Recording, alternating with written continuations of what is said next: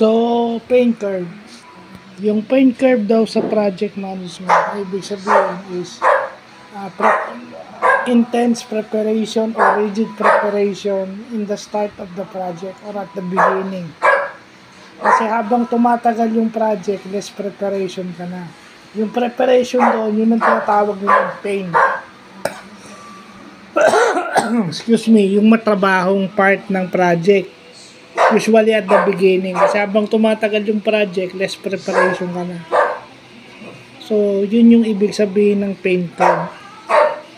Na habang tumataas yung pain curve mo sa simula, then bumababa.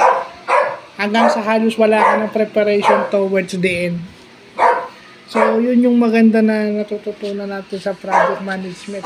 Para kasi project yan. So, syempre may mga matrabahong part dyan. Yun na nga, yung sa simula, yung pain curve. Kasi kung sa business yan, habang nagsisimula yung business, yun yung pain points naman. Pag may negosyo ka, mahirapan ka kumuha ng customer, mahirapan ka kumuha ng client, kung ahente ka, mahirapan ka kumuha ng kliyente, ganyan yung mga pain points. So sa project, yung counterpart ng pain points ay yung tinatawag na pain curve sa simula ng project. Kasi alam naman natin na ang project ay temporary endeavor lang. So, yun lang.